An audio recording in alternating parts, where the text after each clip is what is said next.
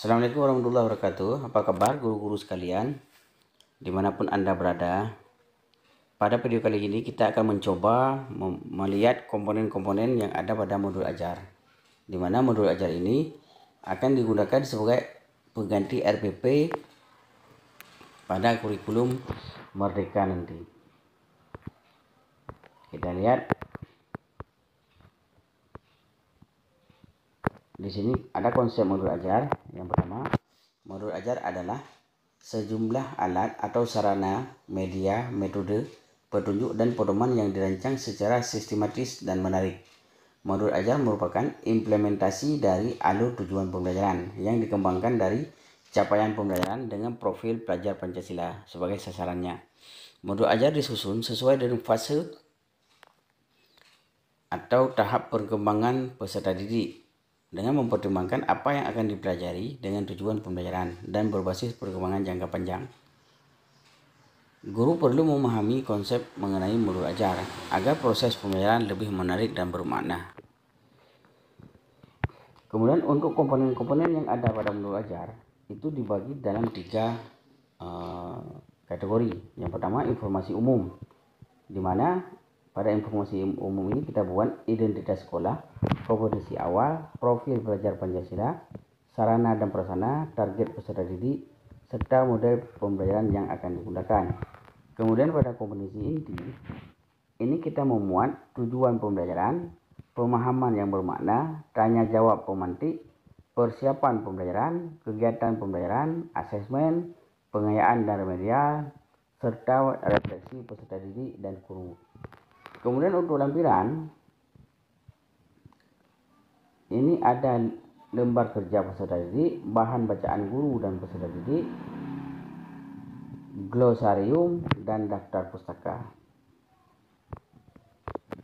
Kemudian akan kita lihat satu persatu dari komponen modul ajar. Yang pertama, identitas modul.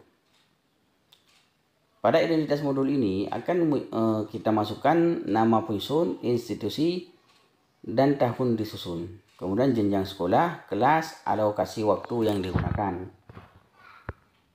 Selanjutnya yang B, kompetensi awal, di mana kompetensi awal merupakan pengetahuan atau keterampilan yang perlu dimiliki siswa sebelum mempelajari topik tertentu.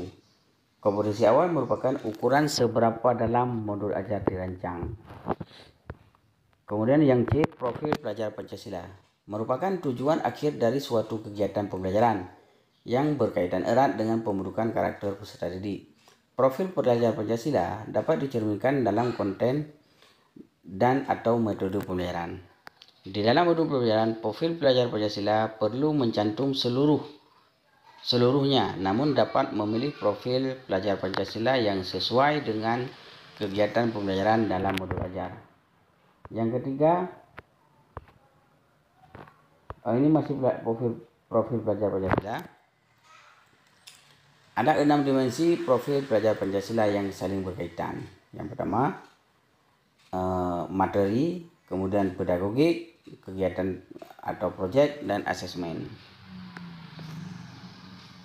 Yang keempat atau D, sarana dan prasarana, yaitu fasilitas atau bahan yang dibutuhkan untuk menunjang kegiatan pembelajaran. Sarana dirujuk pada alat atau bahan yang digunakan, sementara prasarana di dalamnya termasuk materi dan sumber bahan ajar yang relevan yang digunakan dalam pembelajaran. Kesederhanaan materi disarankan mempertimbangkan kebutuhan peserta didik dengan keterbatasan atau kelebihan. Kemudian target peserta didik.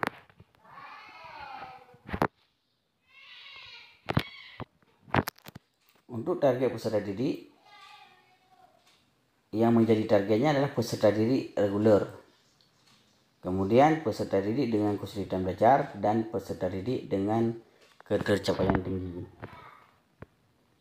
Selanjutnya, model pembelajaran. Itu merupakan model atau kerangka pembelajaran yang akan digunakan dalam pembelajaran. Kemudian komponen inti. Yang pertama, tujuan pembelajaran. Tujuan pembelajaran harus mencerminkan hal-hal penting dari pembelajaran dan harus bisa diuji dengan berbagai bentuk asesmen sebagai bentuk dari unjuk pemahaman. Tujuan pembelajaran menentukan kegiatan belajar, sumber daya yang digunakan, kesesuaian dengan keberagaman murid dan metode yang digunakan.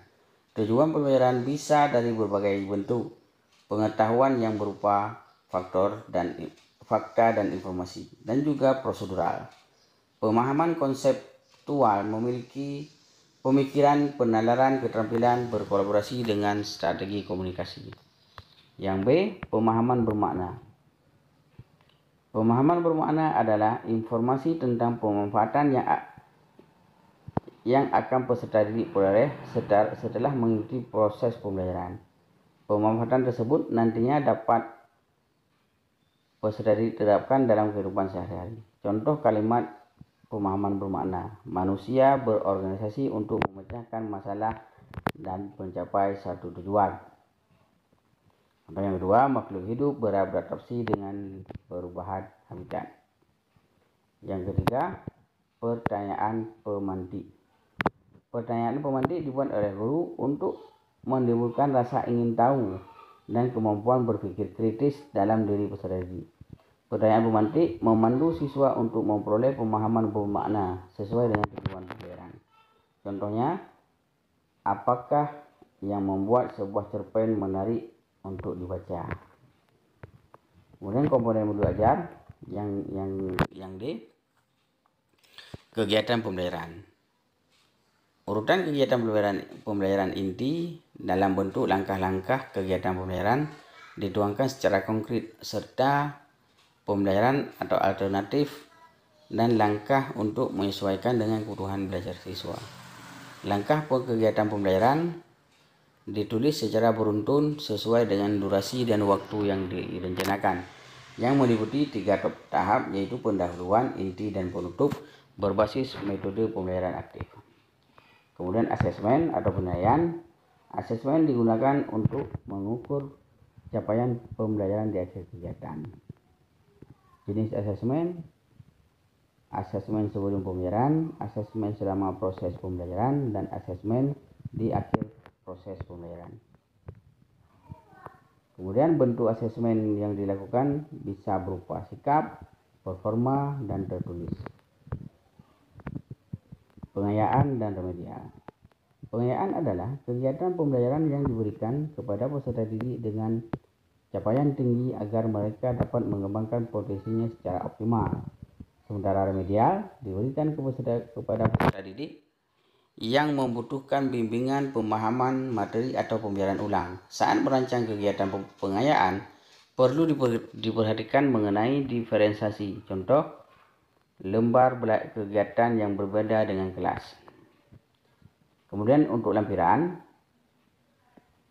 yang pertama LK peserta didik, di mana LK itu ditunjukkan untuk peserta didik yang dibuat oleh guru. Kemudian bahan bacaan berupa bahan-bahan yang digunakan oleh guru sebagai pemantik sebelum kegiatan pembelajaran. Kemudian yang ketiga, glosarium, yaitu glosarium merupakan kumpulan istilah-istilah dalam suatu bidang secara alfabetikal yang lengkap dengan definisi artinya. Glosarium diperlukan untuk kata atau istilah yang memerlukan penjelasan mendalam. Kemudian daftar pusaka itu sumber-sumber referensi yang digunakan untuk modul ajar. Ya, misalnya buku siswa, buku referensi, majalah, koran, situs internet, dan lainnya. Mungkin ini saja penjelasan singkat atau video singkat tentang komponen-komponen yang ada pada modul belajar. Terima kasih. Jangan lupa ikuti terus saluran YouTube FM Edukasi, dan sampai jumpa di video-video selanjutnya. Assalamualaikum warahmatullahi wabarakatuh.